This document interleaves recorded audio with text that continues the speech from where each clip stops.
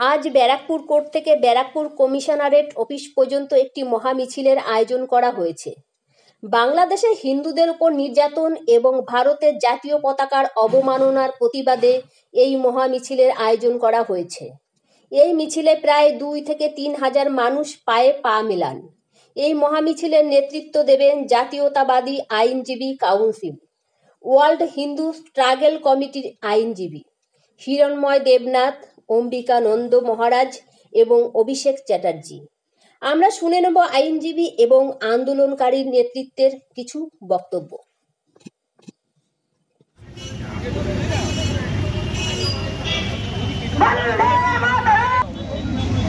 অবিলম্বে চিন্ময়কে মুক্তি দিতে হবে, অবিলম্বে চিন্ময়কে মুক্তি দিতে হবে। ভারতের পতাকা অবমাননা করা হলো কেন? বাংলাদেশ সরকার জবাব দাও।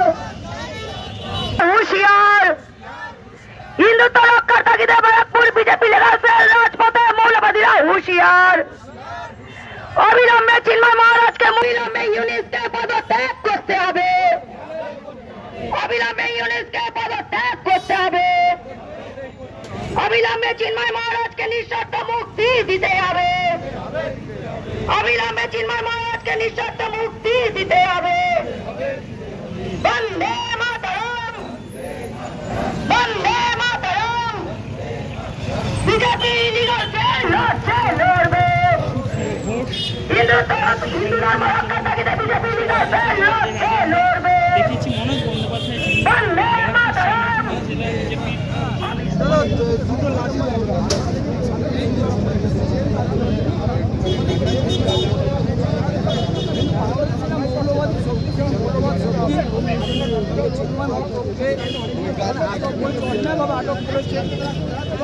এবং হিন্দু মা বোনদের উপর যেভাবে অত্যাচার করছে সকল মৌলবাদীরা, আমরা আর চুপ থাকতে পারছি না।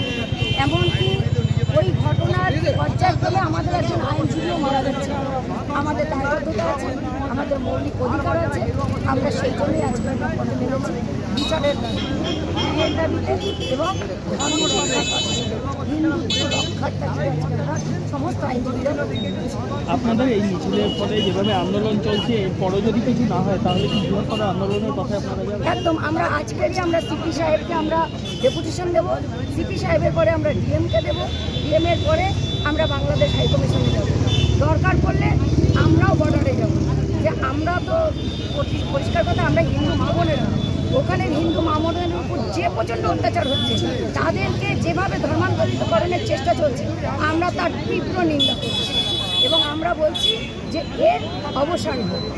আমরা চাই প্রত্যেকে তার নিজের ধর্ম নিয়ে সুন্দরভাবে বেঁচে থাকবে। কেউ কারো ধর্মে আঘাত করবে, এটা আমরা কোনো মতেই মেনে নিতে পারি। আমার নাম গীতা সাহা, আমি আইনজীবী, ব্যারাকপুর আদালত। গত 5ই আগস্ট বাংলাদেশে একটা ছাত্র অভ্যুত্থান হয়েছে এবং তার মাধ্যমে যেভাবে জামাতি মৌলবাদীরা বাংলাদেশটাকে পুরো দখল করে নিয়ে বিশেষ করে সংখ্যালঘুদের উপরে যেভাবে অত্যাচার করছে, তাদের বাড়িঘর জ্বালিয়ে দেওয়া, তাদেরকে মেরে ফেলা, হুমকি দেওয়া, তাকে দেশ থেকে তাড়িয়ে দেওয়ার অবস্থা করছে।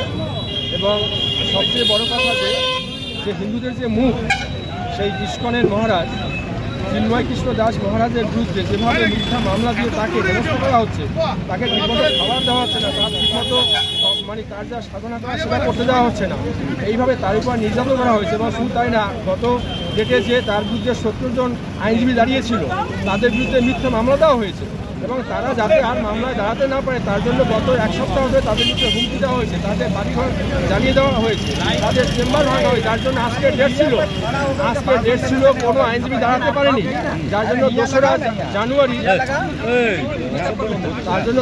জানুয়ারি ডেট ফিক্স আপ হয়েছে। তার পক্ষে কোনো আইনজীবী দাঁড়াতে পারেনি, কেউ সাহস পাচ্ছে না। এটা কোন শাসন? এটা হতে পারে নাকি? তার জন্যই আমাদের এই আন্দোলন আসছে। আমরা কোনো রাষ্ট্র, কোনো ধর্ম, বর্ণ কারোর বিরুদ্ধে না, শুধুমাত্র আমাদের সংখ্যালঘুদের উপরে যেভাবে নির্যাতন হচ্ছে বাংলাদেশে, তার বিরুদ্ধেই আমাদের আন্দোলন। আপনাদের এই আন্দোলনে কোনো লাভ না হলে আগামী দিনে কি পদক্ষেপ নেবেন? শুনুন, আমাদের আন্দোলন লাভ হবে না এটা আমরা কী করে বলি? আমাদের ভারতবর্ষ থেকে বিভিন্ন প্রান্ত থেকে যেভাবে আন্দোলন গড়ে উঠছে, যেভাবে সরকারের উপরে চাপ আনা হচ্ছে, রাজ্য সরকার যেভাবে স্টেটমেন্ট নিয়েছে বা স্টেটমেন্ট দিয়েছে, রাজ্যের বিরোধী দল নেতা শুভেন্দু অধিকারী যেভাবে প্রচার করছেন বা আন্দোলন নেমেছে তাতে তার সাফল্য না হওয়ার কোনো কারণ নেই। এর পরবর্তী স্টেজ অবশ্যই রাষ্ট্র সরকার আছে, তারা নেবে। এটা তো আমরা বলতে পারি না রাষ্ট্র কী ব্যবস্থা নেবে, সেটা আমাদের যারা কেন্দ্রীয় সরকার তারা বলবে। সেটা আপনাদের মূলত দাবি কী রয়েছে? আমাদের মূলত দাবি হলো বাংলাদেশে যারা সংখ্যালঘু সম্প্রদায় আছে, হিন্দু, বুদ্ধিস্ট, খ্রিস্টান, জৈন, তাদেরকে নিরাপত্তা দেওয়া, তারা যাতে শান্তিতে দেশে বসবাস করতে পারে। তারা কোনো উগ্রবাদী দল নয়, হিন্দুরা কোনোদিন উগ্রবাদী হতে পারে না, হিন্দুরা হাতে অস্ত্র নিয়ে কোনোদিন মিছিল মিটিং করে না। এটা যারা করে তারাই এটা করাচ্ছে।